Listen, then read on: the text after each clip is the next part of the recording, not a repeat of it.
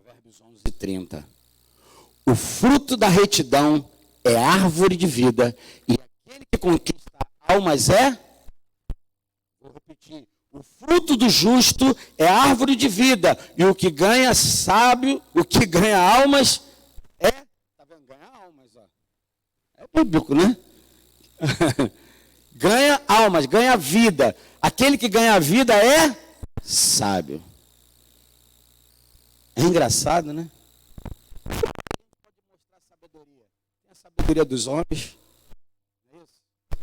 Que lá em Romanos, desculpa, em Coríntios, vai falar, né, que a sabedoria de Deus, mesmo sendo fraca, é maior do que qualquer sabedoria de qualquer outra sapiência, uma mente brilhante. É como se Deus, sabe, fosse fraco na sabedoria, né?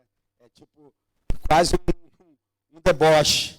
A fraqueza de Deus é como se ela fosse a maior fraqueza de Deus seria suficiente para lidar com a maior fortaleza de qualquer coisa, de qualquer pessoa, de qualquer... Isso é para a gente perceber, né, o quanto que existe uma distância enorme entre aquilo que se chama Deus e aquilo que se chama criatura, Satanás, diabo ou Lucifer. Embora ele é um grande adversário, ele continua lutando, mas a Bíblia diz, o fruto do justo é árvore de vida, e o que ganha almas, sábio é. Então, como a Paulinha estava falando aqui ainda há pouco, meu coração está aquecido. Meu coração está se aquecendo por, sabe, compartilhar, pregar a palavra, sabe? E aí, irmãos, qual é a nossa luta, a nossa relutância? É que às vezes a gente fala para um e nada. A gente fala para o outro e menos nada. E fala para outro, zero à esquerda. Mas significa que a palavra, ela está se perdendo? Diga, não está se perdendo. Escute. Escute, quem convence os homens é o Espírito Santo.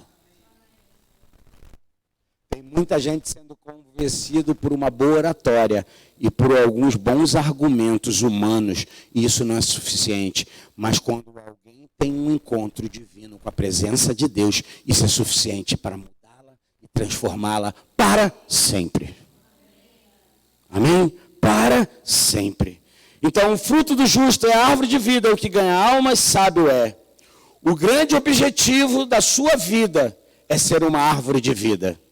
Diga assim, eu quero ser uma árvore de vida. Toda árvore, ela começa de uma maneira comum. Como ela começa? Sementes que são lançadas no solo e ela vai se desenvolvendo, cria raízes, amém? Existem árvores, né, que seu tronco são mais alongados, outros menos, mas tem os seus ramos, e normalmente, se ela é uma árvore que tem fruto, né, a sua essência é uma árvore de fruto, ela dará o seu fruto, sim ou não? Ela vai fazer um grande esforço para dar fruto? Não vai. Porque a natureza dela é que no tempo que ela precisa dar fruto, ela dará fruto. A não ser que existe alguma coisa que vai interromper esse processo. E a gente vai ver já já aqui, dentro de outras passagens e outros princípios.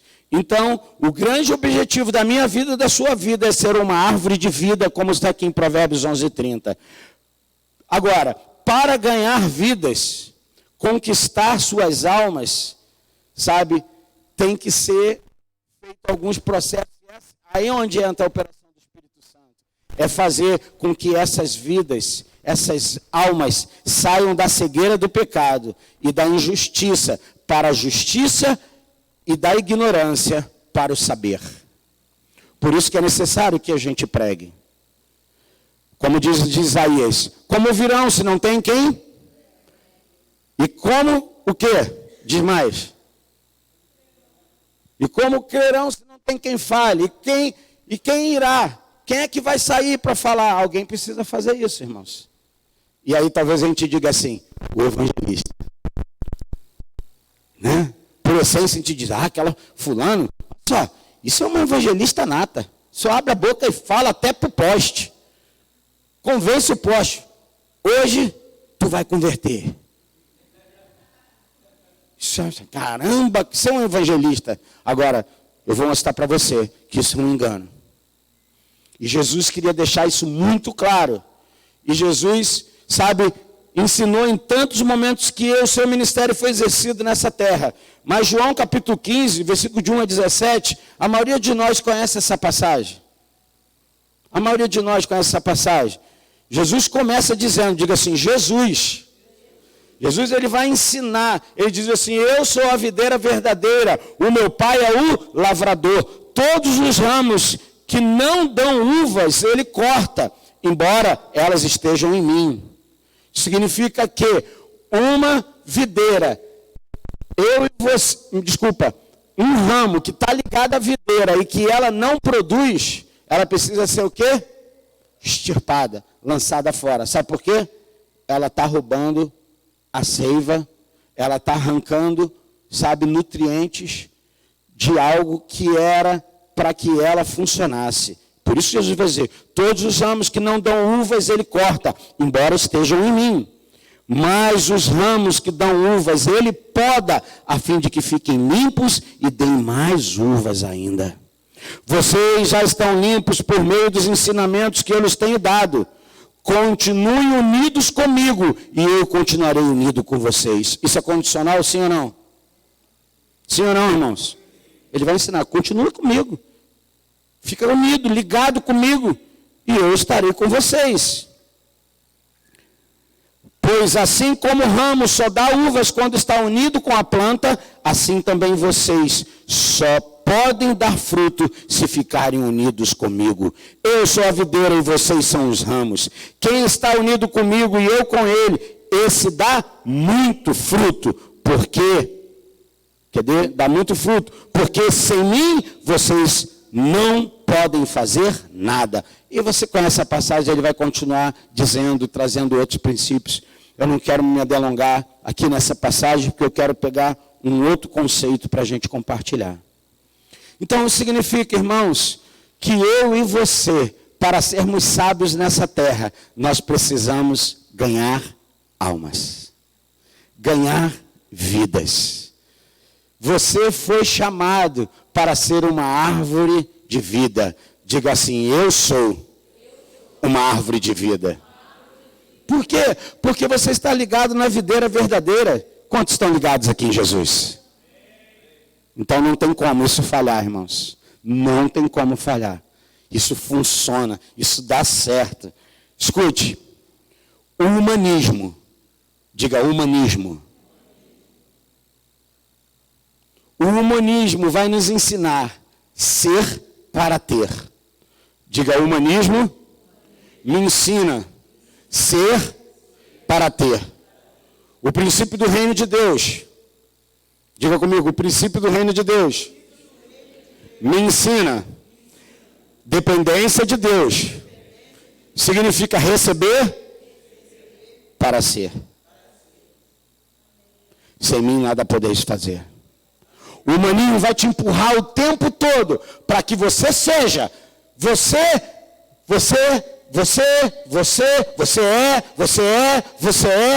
é. O reino de Deus vai nos ensinar. Sem mim, nada podeis. Sem mim, nada podeis. Sem mim, nada podeis. Você não pode, você não consegue sem mim. Você não avança sem mim. Você não rompe sem mim. Sem mim, a sua família vai ser apenas uma família convencional, uma família que está aqui para construir coisas, uma família para ter casa, família, blá, blá, blá. Mas uma família que depende de Deus, ela está aqui para construir coisas, criar família, criar filhos, criar isso, mas ela está aqui por uma essência, ela está aqui para encher o céu de vidas como você foi alcançado. Amém, irmãos? E está sendo fácil demais de nós nos perdermos disso. São tantas frentes, tantos focos, tantas coisas que entram para competir com isso. Fomos gerados para uma missão. Diga comigo, eu fui gerado para uma missão. A Bíblia diz que nós fomos criados para o louvor e a glória do seu nome, amém? Você foi criado para louvar, para dizer, Deus, tu és isso. Mas Deus diz mais sobre isso. Você foi criado para o louvor da glória de Deus. Quando que Deus é glorificado na sua vida? Quando? Quando você manifesta a natureza dele. Deus, sabe, manifestando-se através de você. As pessoas dizem assim, uau, Deus está nesse negócio. Deus é com ele, Deus é com ela. Aí faz todo sentido quando alguém diz assim, ali vai um homem de Deus. Tem gente que está levantando uma bandeira e dizendo, eu sou o homem de Deus. E as pessoas olham e falam,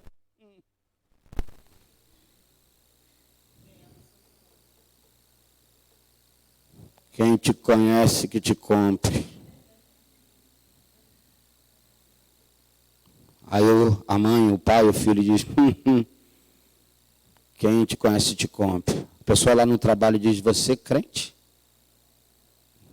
Que nem o diabo. Crê igualzinho a ele, mas não tem mudança e transformação.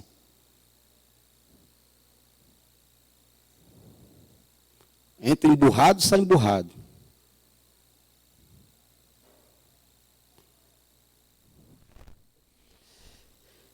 Ai, Jesus.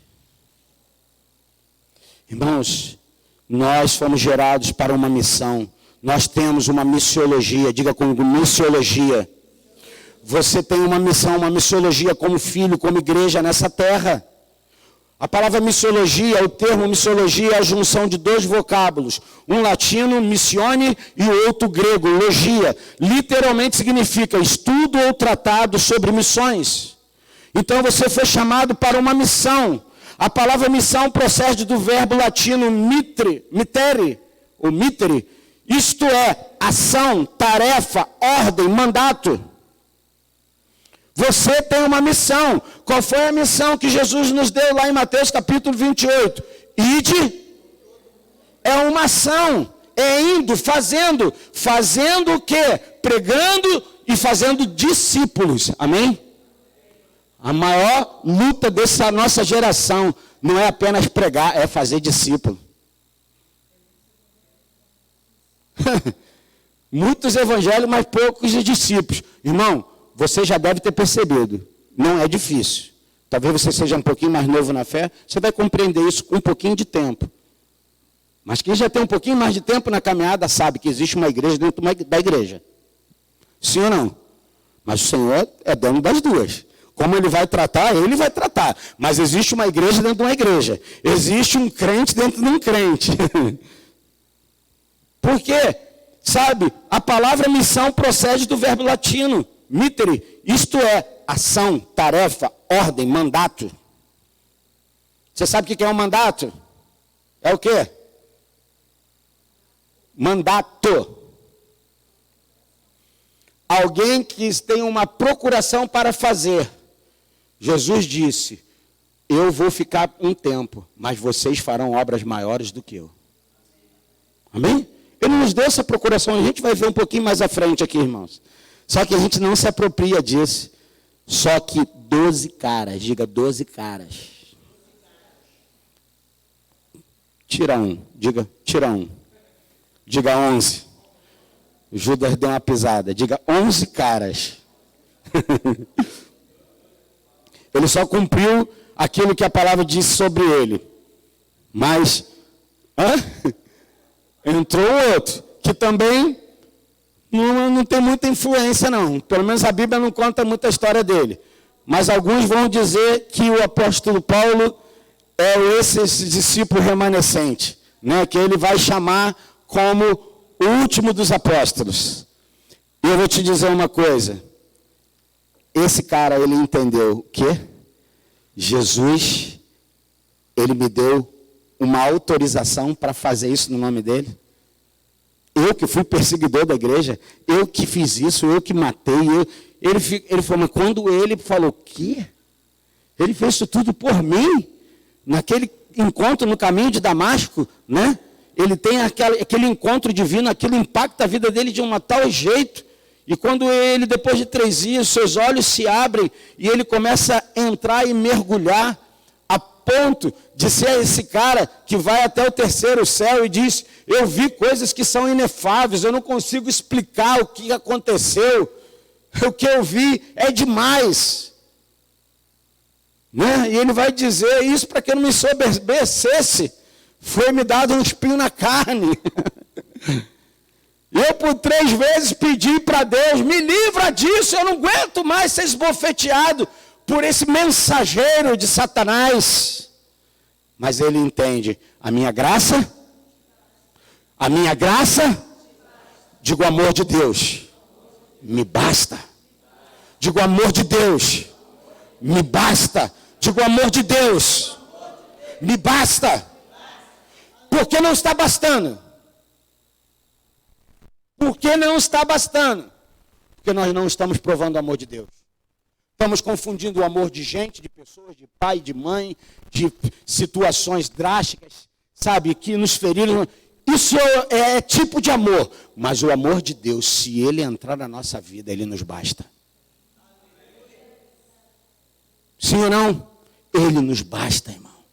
Ele é suficiente para dizer: Deus, está uma luta, está um negócio, a pressão está grande, mas me basta o teu amor, me basta a tua graça. Porque ele é melhor do que a vida. A vida natural é melhor, Senhor. É melhor, Senhor. A razão de ser existir da igreja, além de glorificar a Deus, é levar a palavra do Senhor a todo mundo. Você escutou o que eu disse? A razão de ser existir da igreja, além de glorificar a Deus, é levar a palavra do Senhor a todo mundo. O evangelho de Jesus, através da igreja, é alcançada por todas as pessoas, sem distinção. Aqueles 11 caras começaram a sair na missão de pregar o evangelho, manifestar o reino de Deus, e eles saíram, e incrível que pareça, esse evangelho chegou até nós gentios. Graças a Deus pela vida de Paulo, que foi levantado para pregar para os gentios. Porque Jesus mesmo disse que era primeiro para alcançar os da aliança. Mas ele não disse que era para alcançar só os da aliança, os judeus. Eles confundiram, eles disseram: isso aqui é só para nós. Aí Deus vem e bagunça: não, vocês não entenderam nada. Vou pegar um sujeito que vocês, sabem, é um cara estudioso, é um escriba, um cara que foi criado aos pés de Gamaliel, um grande, como fala, gente? Um grande mestre, rabino, que ensinava. Esse cara foi criado, aprendeu tudo sobre a lei, mas ele ainda não tinha entendido o espírito da lei, até que ele tem um encontro divino com Jesus. E a partir desse momento, ele é transformado. E o impacto que tem na vida daquele cara é suficiente para ele ir para as missões. E ele vai para a missão, e no meio do caminho, em Atos 27, tem naufrágio. Ele vai para a missão, daqui a pouco uma víbora o morde. Ele vai para a missão, daqui a pouco ele é apedrejado. E eu pergunto: e ele parou? Por que não parou? Por que Paulo não parou? Porque aquilo que é maior em nós, aquilo que nos rodeia, aquilo que às vezes tenta nos paralisar, não tem força para parar o dinamis, sabe, a dinamite, o poder que opera na nossa vida. Bota na prisão. Posso ficar na prisão, mas eu estou livre. Isso é impressionante, irmãos. Isso é impressionante. É muito bom quando a gente fala com pessoas que às vezes têm limitações físicas, mas não têm limitação na alma. Às vezes eu converso, e a gente pode olhar para nós mesmos. Às vezes você não tem uma limitação física, mas tem uma limitação na alma.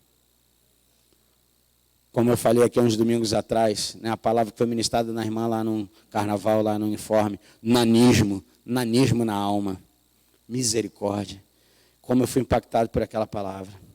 Mas a razão de ser e de existir, além de glorificar a Deus, é levar a palavra do Senhor a todo mundo, o evangelho de Jesus através da igreja, alcançando todas as pessoas sem distinção. Diga: alcançar todas as pessoas sem distinção. Isso não significa que todas as pessoas se converterão. Deus o sabe, irmãos. Deus o sabe. Mas o nosso papel é de pregar sem distinção. Amém? Você não sabe qual, eu não sei qual. Qual a semente vai prosperar. princípios de uma árvore de vida. Diga princípios de uma árvore de vida. Vamos lá. Primeiro princípio. Diga paixão. Diga, por favor, paixão e desejo pelo perdido. Toda árvore de vida, ela tem isso como princípio. Paixão e desejo pelo perdido. Olha o que diz lá Lucas capítulo 15, versículo de 1 a 7. Lucas 15, de 1 a 7.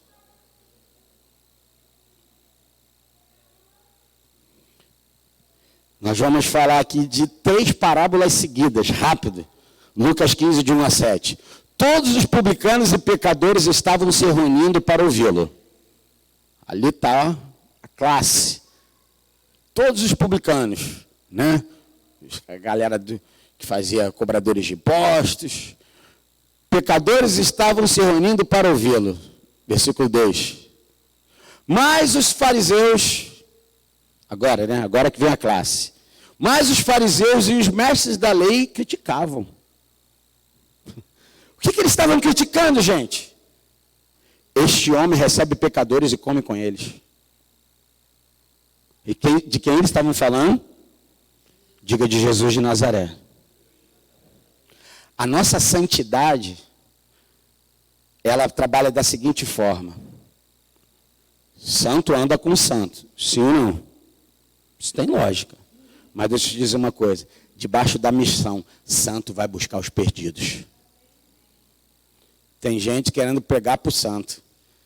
Às vezes a gente senta para conversar com algumas pessoas. Vai para o evangelismo na praia. Igreja na praia. Às vezes a gente começa a parar para conversar com as pessoas. O cara está mais perdido, não sei, mais do que não sei o quê, que nem diz a gíria, né? Está mais perdido de cego em tiroteio ou um cãozinho que cai de mudança. Fica totalmente perdido. Mas deixa eu te dizer uma coisa.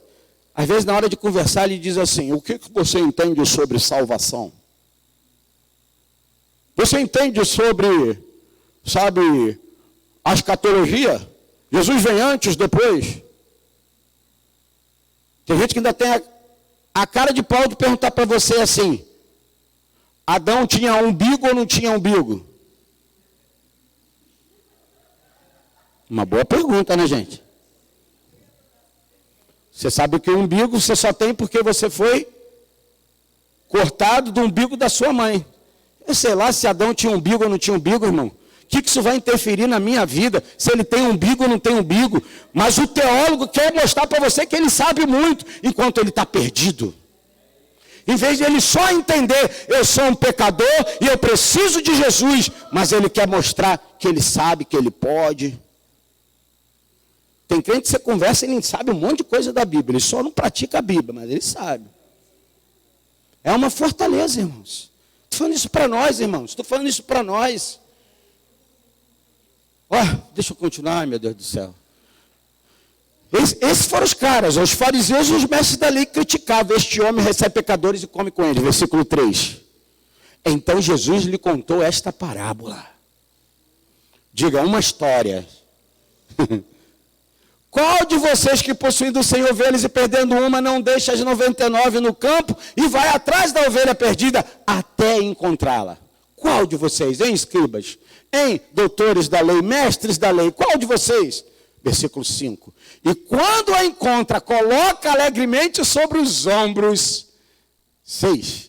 E vai para casa, ao chegar, reúne seus amigos e vizinhos e diz: alegrem-se comigo, pois encontrei minha ovelha perdida. 7. Eu lhes digo que da mesma forma haverá mais alegria no céu. Diga, mais alegria no céu. Por um pecador que se arrepende do que por 99 justos que não precisam de arrepender-se. Tem mais alegria no céu por um pecador, o quê? Arrependido. Escute o que eu vou te falar, eu não tenho muito tempo. Você meio papo. Que às vezes a gente vai, né, dando uma maciada na carne, põe aquele produto e dá umas pancadas assim, para depois cortar, né? Não vai dar tempo, vou ter que cortar direto, irmão. Deixa eu dizer uma coisa. Nós estamos mais nos alegrando com as festas da terra do que a festa do céu. Ai, meu Deus, temos perdido a paixão por pregar o Evangelho, de comunicar o Evangelho. Nem todos. Amém? Tem gente aqui que é fruto de célula já. Né? Quem é fruto aqui de célula? Fruto de célula. Maria, fruta de célula. Cíntia, fruto de célula. Foram ganhos numa célula. Talvez você foi ganho num outro evento, amém? Que foi pregado o Evangelho.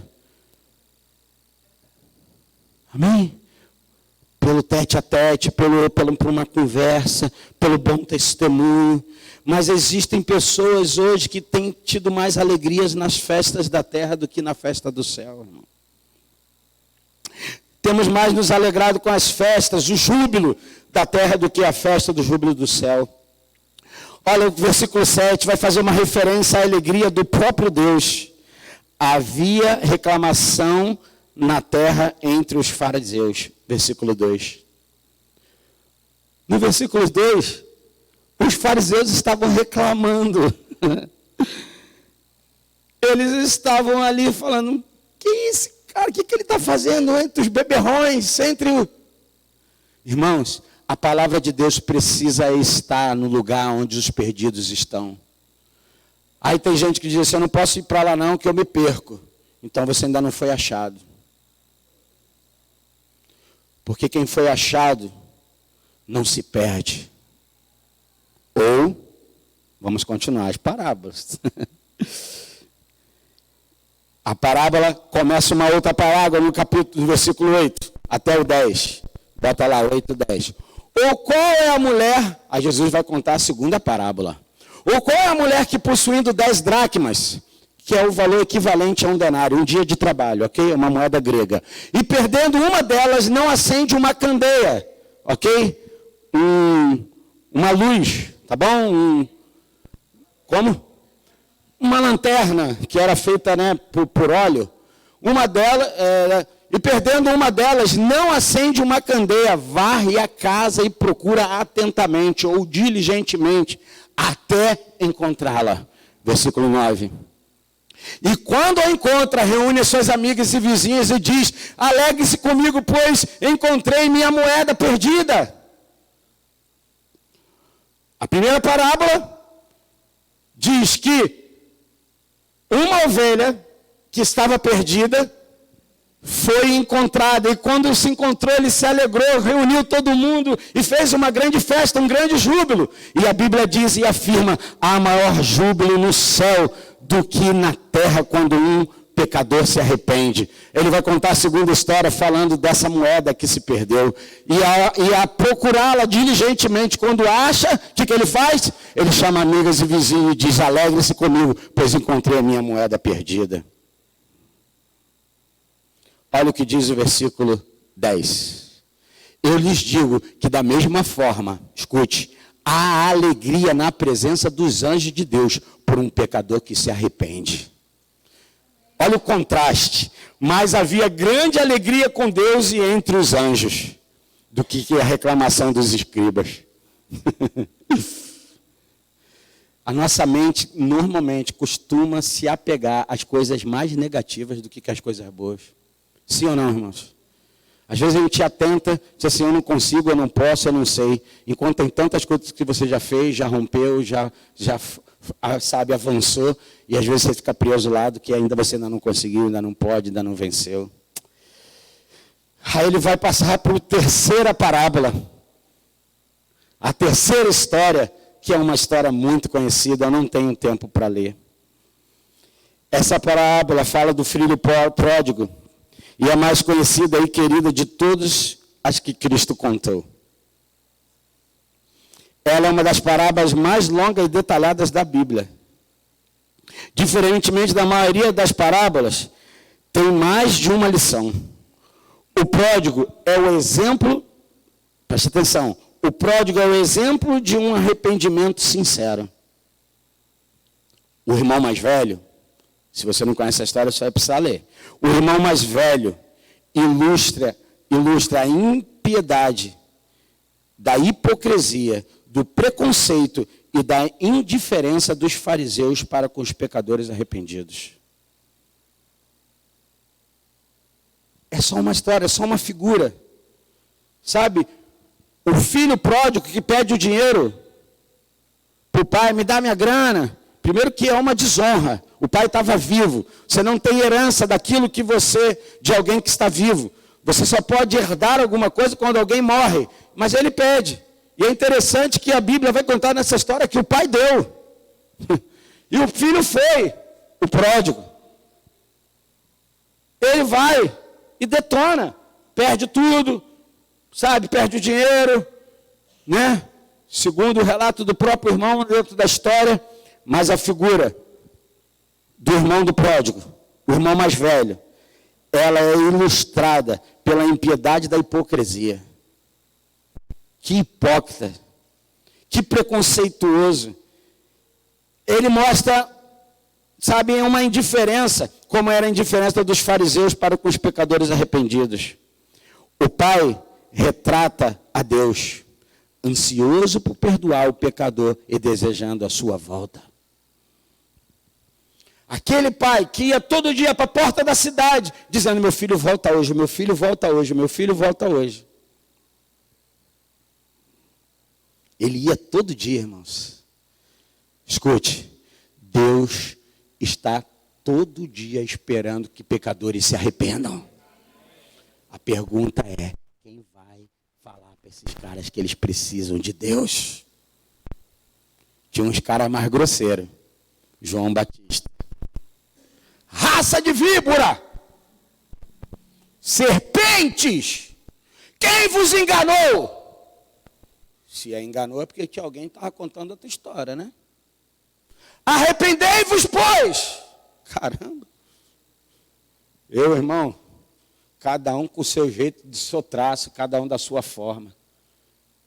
Eu olho para um e falo assim, Jesus ele é diferente de mim, mas o Senhor usa ele do jeito que ele é, né? Eu sou tão docinho, mas a minha doçura não está fazendo com que esse cara quebre. Vem o cara ali com a marreta, mete a marreta no sujeito, o cara... Então, Deus usa quem Ele quer, como pode, na hora que quer, do jeito dele. Amém? Você diz, eu sou muito grosso. Deus usa a sua grossura para quebrar um outro grosso. Lógico que isso estou falando isso realmente com... sem o lado, né? Porque a nossa grossura, estou falando que às vezes, sabe, é o nosso jeito, a nossa forma, nossa criação. Deus usa qualquer um como pode e como quer. Amém? Agora, o pai é retratado ansiosamente por perdoar o pecador e desejando sua volta. A característica principal, porém, como aconteceu com as outras palavras deste capítulo, é a alegria de Deus, as celebrações que enchem o céu quando um pecador se arrepende. As três parábolas estão falando sobre arrependimento, volta, sabe, foi achado, foi buscado, sabe, negligentemente aquela da dracma perdeu, né? O pródigo ele fez aquilo por iniciativa, eu vou, mas não importa, importa é que os três acontecimentos da história estão nos fazendo voltar para uma celebração aonde Deus, sabe, se alegra com os anjos, o céu se enche quando um pecador se arrepende. Amém? E em junho nós teremos o nosso batismo.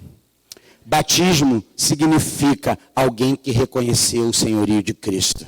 Alguém que está dizendo, eu quero morrer para a minha velha criatura. Ela já tomou essa decisão, mas agora ela está fazendo publicamente esse ato, dizendo assim, eu estou morrendo para a velha criatura e eu estou ressurgindo uma nova pessoa em Cristo Jesus. Se você ainda não se batizou, procure se batizar. Professe a sua fé, sabe, continue confirmando a sua fé. Segundo ponto, eu falei do primeiro. O primeiro princípio é paixão e desejo pelo perdido. O segundo, valor de uma pessoa. Valor de uma pessoa. Mais 15 minutinhos, ok? Valor de uma pessoa. Segundo princípio, valor de uma pessoa. Eu pergunto para você, qual é o preço de uma pessoa? Qual é o preço de uma pessoa, gente? Qual?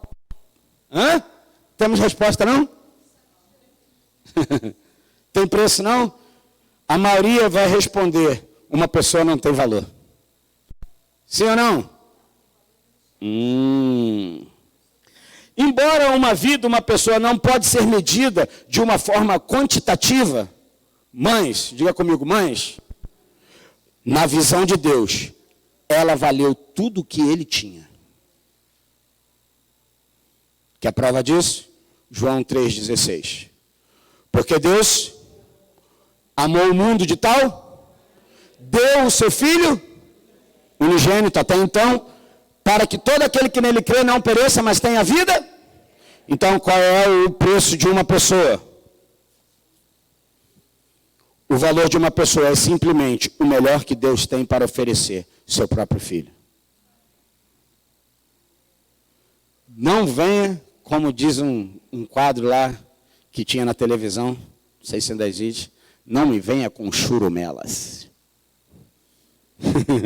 Eu não lembro que era o cara que fazia esse quadro lá, mas que dizia, você prova isso? Você tinha a carteira de identidade de Matusalém? Aí o cara começa a desenvolver toda uma ideia, né? Acho que é do professor lá, né? Da escolinha lá, né? Como é que era o nome do cara? Não, o professor é Raimundo, mas o cara que faz o quadro lá, tem um nome lá. Mas é o seguinte, não venha com churumela dizendo assim para mim, uma pessoa não tem valor. Tem sim. Sabe qual é o valor que ela tem? O valor que Deus, a ponto de dizer assim, não vou ficar longe separado de você, eu vou enviar Jesus. Eu mesmo, como Deus, me esvazio para buscar você. Por isso que o céu, meu irmão, fica impactado por uma vida. Diga uma vida. Diga uma vida. O nosso chamamento não é para as multidões, o nosso chamamento é para uma vida. Uma vida. Uma vida para Deus vale mais do que qualquer coisa, porque essa vida representa exatamente a vida que foi doada, dada por Jesus, para encontrar a vida do Marconi. Se não tivesse mais ninguém, Marconi, ele ia dizer, vale a pena, vou morrer só pelo Marconi. Ele olhou e falou assim, vou morrer pelo Max. Vou morrer, eu já não consigo mais falar a Elza, é tia Elza, já tem... Já acoplou, sabe esses caras que põem alguma coisa que junta no nome? Tia Elza é tia Elza, não tem mais como botar só a Elza. Já virou nome. Até todo mundo que conhece a tia Elza é tia Elza, irmão. Já era, não tem mais só a Elza. Elzinha era para a família dela, Elzinha, ela, mas para nós é tia Elza, irmão. Sabe, irmãos? Então, o valor que uma pessoa tem é o valor, sabe, daquilo que Deus ofereceu, o seu próprio Filho. Precisamos valorizar o que Deus valoriza. Diga comigo, precisamos valorizar o que Deus valoriza.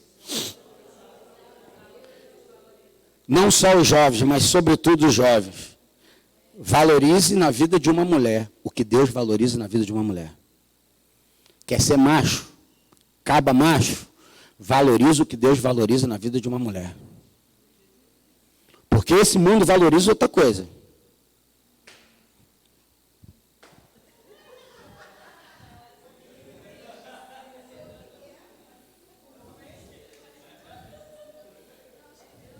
Tá gravando?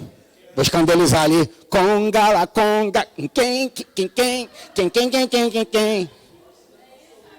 Aí vem só geração após geração. Aí entra uma, entra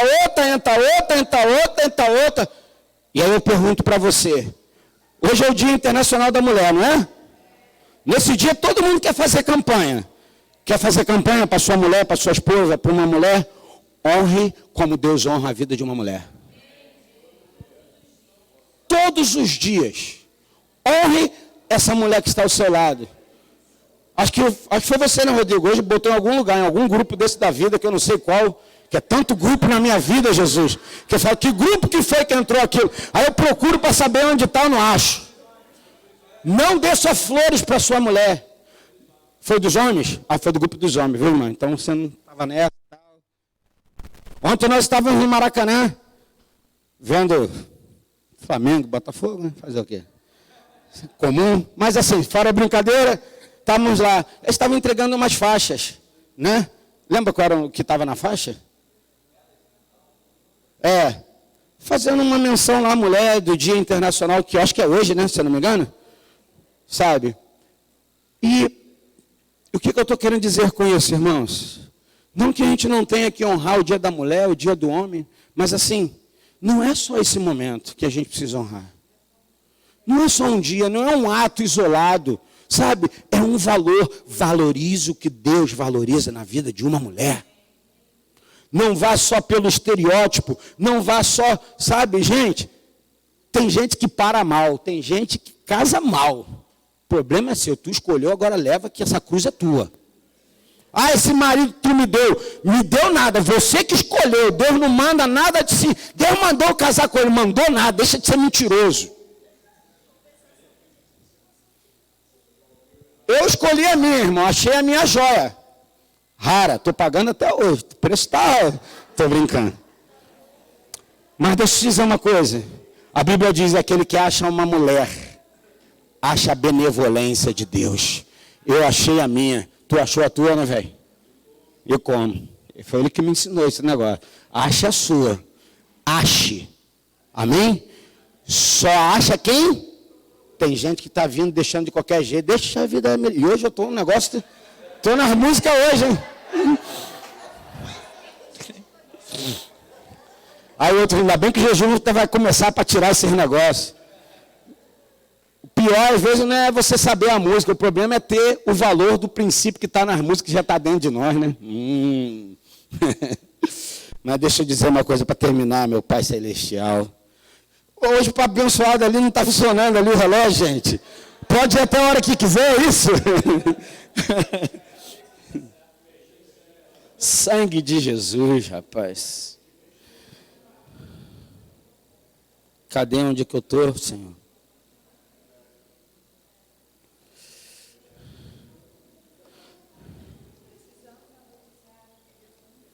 É, isso aí. Só preciso achar onde que está escrito isso aqui para eu me encontrar aqui na passagem. Achei.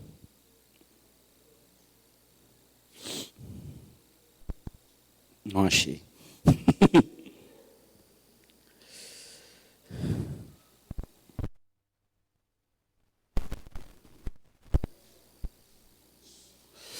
O valor de uma pessoa é simplesmente o melhor que Deus tem para oferecer seu próprio filho. Precisamos valorizar o que Deus valoriza. Amém? O sacrifício de Jesus tem exatamente o valor do amor que ele tem pela humanidade. Qual é o valor que Deus tem pela humanidade? O valor que é dado a cada pessoa. Eu vou terminar falando sobre o último, o terceiro e o último ponto.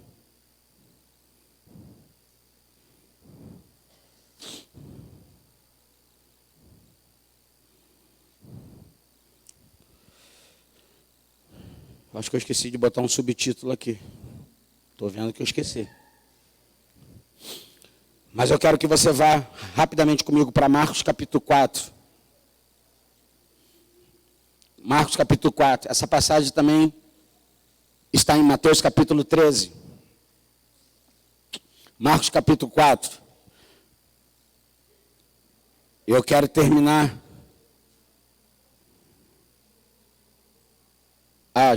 Já achei, está um pouco mais abaixo. O terceiro princípio é poder para transformar. Diga comigo, poder para transformar. Marcos capítulo 4 diz que existe 4 terrenos, 4 territórios que a semente foi semeada. A Bíblia diz, saiu o semeador a semear. Novamente Jesus começou a ensinar à beira do mar. Reuniu-se ao redor uma multidão tão grande que ele teve que entrar num barco e sentar-se nele. O barco estava no mar, enquanto todo o povo ficava à beira da praia. Avança um pouquinho. E eles ensinavam muitas coisas dizendo em seu ensino, ouçam, o semeador saiu a semear. Vai? Enquanto lançava a semente, parte dela caiu à beira do caminho e as aves vieram e a comeram. Pode parar? Você sabe que quando o semeador saiu a semear, cada uma das sementes que ele lançou caiu num tipo de solo, território. Diga assim, 4. Diga 4 solos são representados aqui nessa parábola? O primeiro, a beira do caminho. Diga a beira do caminho. Agora veja aonde você está, em qual desses 4 tipos de solo. A beira do caminho, solo rochoso, espinhos e boa terra. Vou falar sobre a beira do caminho. Podia ser tanto um caminho à beira de um campo ou uma rota que cruzava um campo, sendo que ambos eram superfícies duras devido ao tráfego constante de pessoas. Então, uma dessas sementes caiu nesse território, onde muitas pessoas passavam, pisavam. Você sabe que um lugar onde que existe uma grande quantidade de pessoas andando numa terra, vai fazendo com que essa terra fique o quê? Mais impactada, mais dura. Uma caiu aqui, ó, nesse tipo de solo. Outra caiu num solo rochoso. Diga comigo, solo rochoso. O que significa isso? Leito de rocha sólida. Normalmente calcário, pouco abaixo da superfície do solo, de boa qualidade. São superficialmente profundos para não serem alcançados pelo arado. Então está um pouco abaixo aonde o arado passa. O que é o arado? Era um instrumento que a Bíblia vai falar muito sobre esse instrumento. Inclusive tem uma música antiga maravilhosa, mas muito atual, que diz: quem tem posto a mão no arado não pode mais olhar atrás. Pois quem no arado põe a mão, trabalho certo e perto, tem serviço e provisão. Acho que é isso? Profissão. Era uma profissão. O arado eram instrumentos que você colocava, instrumentos como um boi, e quando ele ia arando a terra, né, cortando a terra, era preciso ter uma capacidade de seguir reto, para que não saia do caminho onde está arando a terra. Por isso você não pode olhar para trás. Porque quem olha para trás, se perde da direção. Foco. Por isso que Paulo vai nos ensinar, olhando firmemente para o autor e consumador da nossa, não tire os olhos dele. Amém? E de pessoas que andam com ele. Tá bom? Então, o que acontece? São suficientemente profundos para não serem alcançados pelo arado. Era tão fundo que o arado, quando passava, não chegava lá.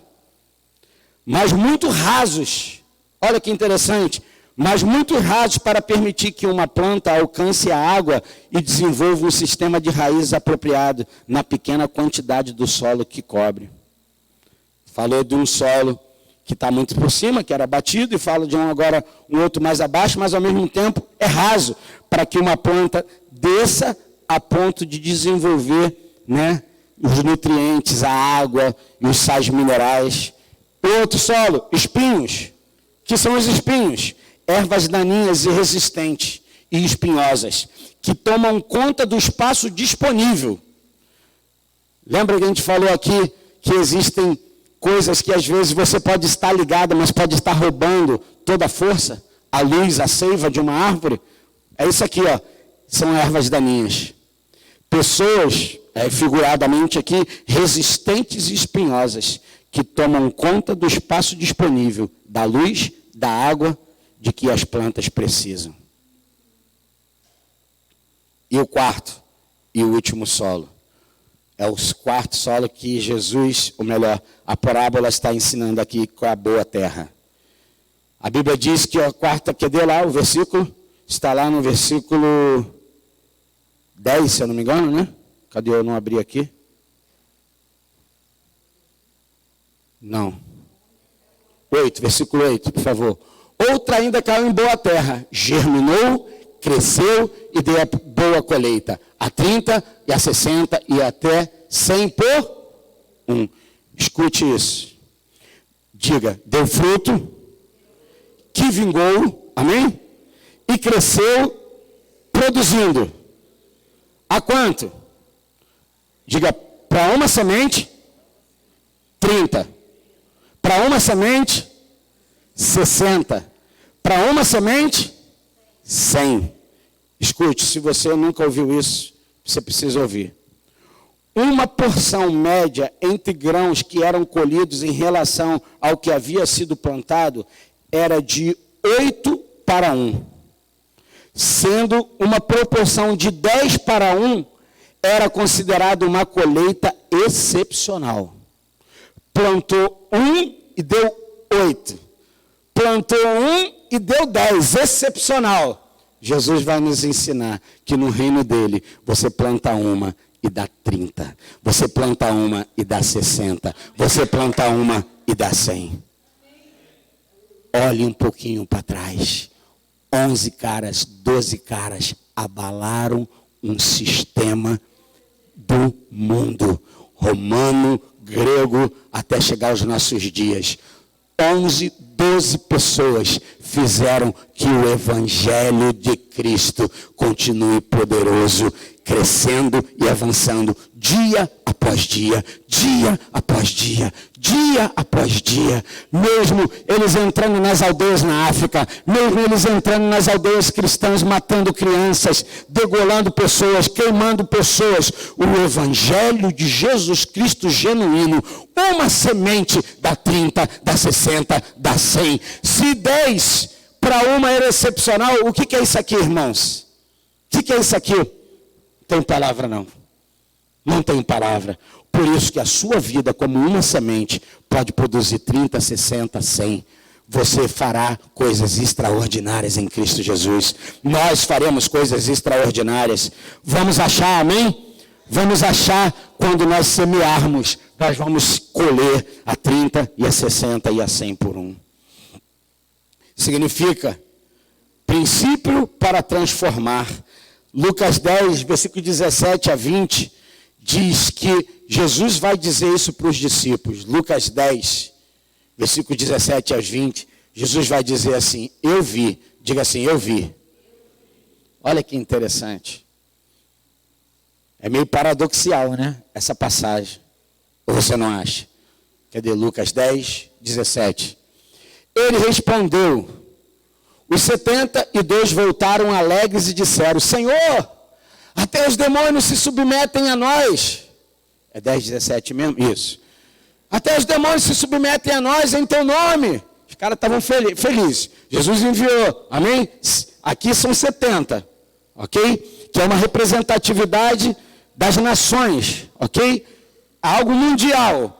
Estava lá. Ele respondeu, eu vi. Aí, versículo 18. Ele respondeu, eu vi Satanás caindo do céu como um relâmpago. Viu como? Ele estava lá. Amém? A Bíblia diz, tudo que se fez sem ele nada se pode fazer. Jesus estava no céu quando ele viu Deus mandar precipitado Satanás. Saia desse lugar. O seu estado corrompeu. Judas capítulo 1 vai dizer que a natureza dele, que foi criada para um propósito, estava corrompida. Aí talvez você pergunte, como eu perguntei alguns anos atrás, se ele estava num lugar de perfeição, quem colocou isso no coração dele? Você nunca se fez essa pergunta, não? Você engole qualquer coisa, né? Engole não, irmão. Questione. Sabe, com Deus, pergunta para o outro irmão. Tem gente que vem, pastor, o problema é quando vem criança, irmão. Tem uma criança que você fala, Jesus de Nazaré.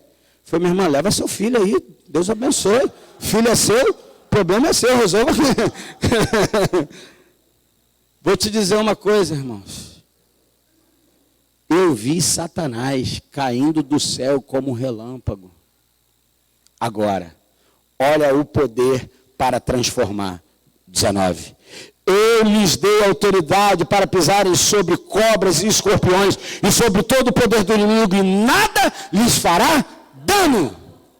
Sabe o que está querendo dizer? Está querendo dizer, trata-se de uma linguagem figurada, óbvio, para representar poderes demoníacos. Nada vai nos criar dano. Nada. Diga nada. Diga nada.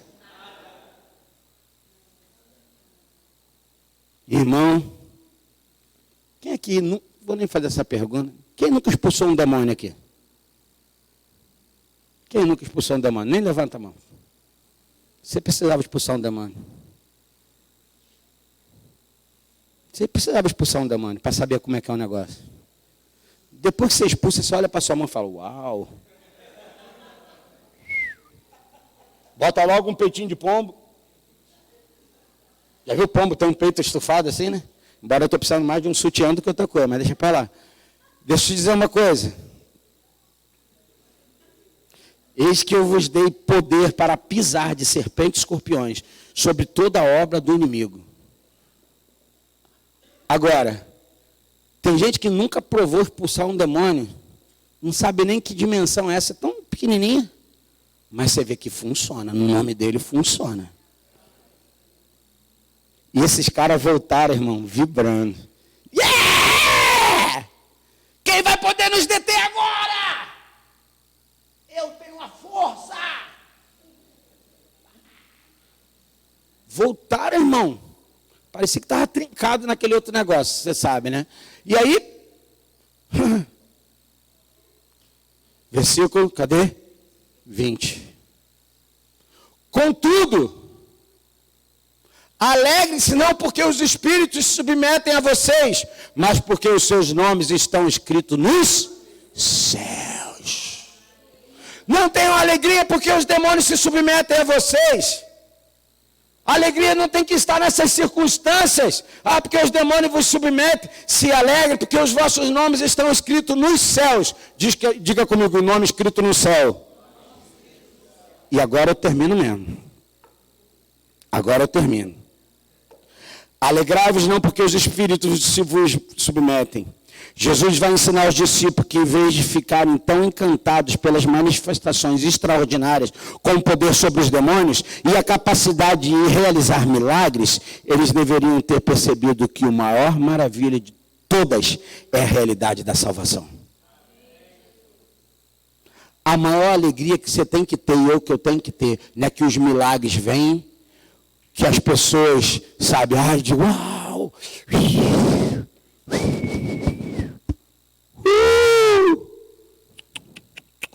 Não é pelos milagres, não é porque os demônios vos submetem, mas porque o quê? Os seus nomes estão arrolados no livro da vida, realidade de salvação. Amém? Maravilha é ter a realidade da salvação. O ponto principal da mensagem do Evangelho é a questão central para a qual todos os milagres apontavam. Qual? Porque o vosso nome está arrolado nos céus. Filipenses 4:3, vou ler 3 passagens. Tinha mais outras aqui, eu termino.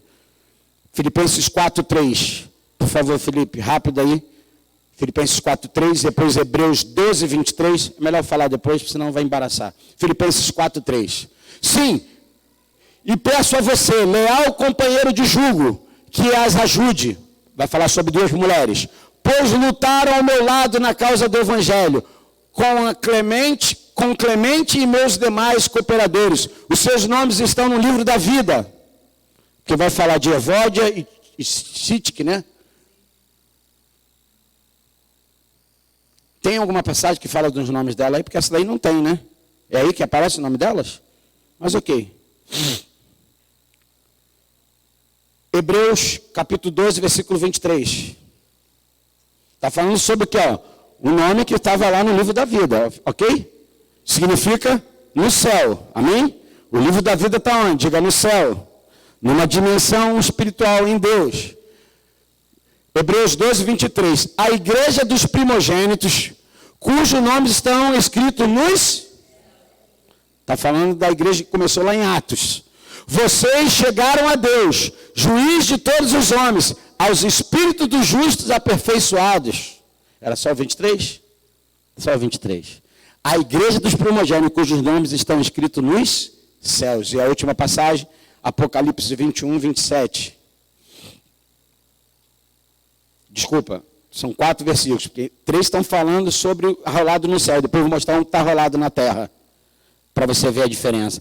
Nele jamais entrará algum puro, nem ninguém que pratique o que é vergonhoso ou enganoso, mas unicamente aqueles cujos nomes estão escritos no livro da vida do Cordeiro. 3 passagens estão mostrando de nomes escritos no livro da vida.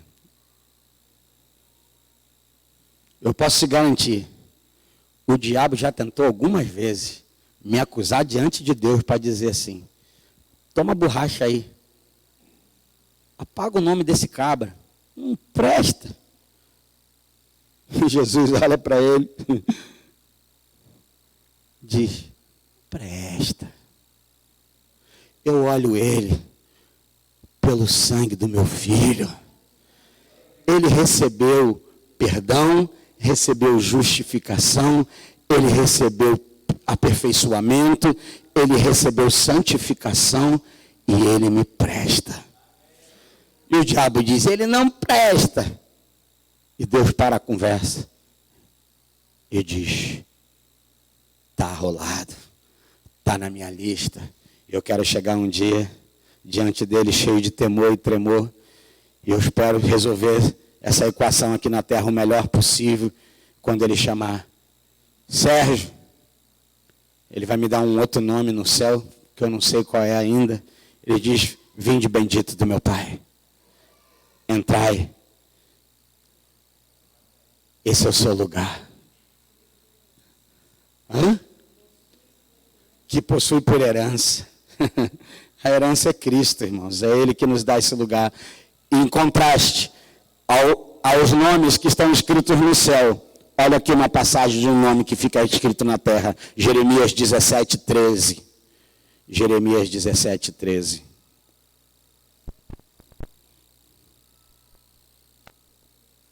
Rapaz, meus 15 minutos foram embora, né? Foi muito mais de 15. Jeremias 17:13. Ó Senhor, esperança de Israel. Todos que te abandonaram sofrerão. Todos que te abandonarem, desculpa. Todos que te abandonarem sofrerão vergonha. Aqueles que se desviarem de ti terão os seus nomes escritos no chão.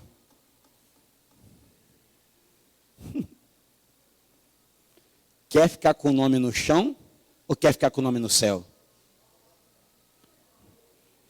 O Felipe esteve lá em Los Angeles, num lugar muito conhecido como Calçada da Fama. Aí lá está Michael Jackson.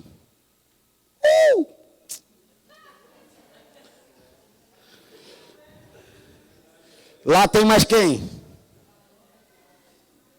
Tem gente viva ainda que está lá, né? Não é só morto, não. Tem gente viva. Quem mais lá que você lembra, Felipe? Não lembra? Deixa de história, porque não lembra. Elvis Presley. Sei lá, irmão, deixa eu dizer uma coisa para você. Mas tá rindo é porque não é você que está aqui, né? Mary Moore, sabe? É aquele cara lá que é parecido lá com o Moro lá. Mas deixa eu dizer uma coisa para vocês. Eles estão lá na Calçada da Fama. Que aquele chão, não sei quanto tempo mais vai demorar, e que tiveram a sua importância, não podemos negar, se boa ou ruim, tiveram a sua importância. Mas deixa eu te dizer uma coisa. Nada pode se comparar com alguém que tem o seu nome escrito no céu, no livro da vida. Se isso não é motivo para você se alegrar, meu irmão, eu não sei o que vai ser. Eu termino dizendo para você. E eu vou falar bem alto, bem alto, bem alto. Que talvez esse negócio entre na sua cabeça, na sua alma, nos seus poros, entre em algum lugar, porque é isso que eu quero que entre na minha. Eu não entendo o crente que diz que não tem alegria, que está infeliz, que está em busca de ser alegre. Alegre de quê, meu irmão? Tu está querendo o teu nome lá no livro. De quê? De quem? Ou na calçada da onde? Porque o meu já é suficiente para eu me alegrar todo dia e dizer, eu já tenho o meu nome que foi escrito com o sangue do Cordeiro, e nada pode tirar esse meu nome desse lugar, porque foi Ele que selou com a sua vida, com a sua aliança, dizendo, você me serve, eu vim para te buscar, e você disse, eu reconheço, sou um pecador, e eu preciso de ti, Jesus. E desde então, eu tenho recebido dele para ser. Eu não preciso de nada para que digam para mim, e você é bom, você é ruim. Eu sou exatamente tudo que eu tenho aprendido do meu Deus. Eu tenho aprendido que eu presto, que eu sirvo, que eu consigo. Ainda que a minha alma diz, você não presta, você não serve, você não consegue. E aí a luta. Quem você vai alimentar? Eu vou ficar com as verdades do meu Deus.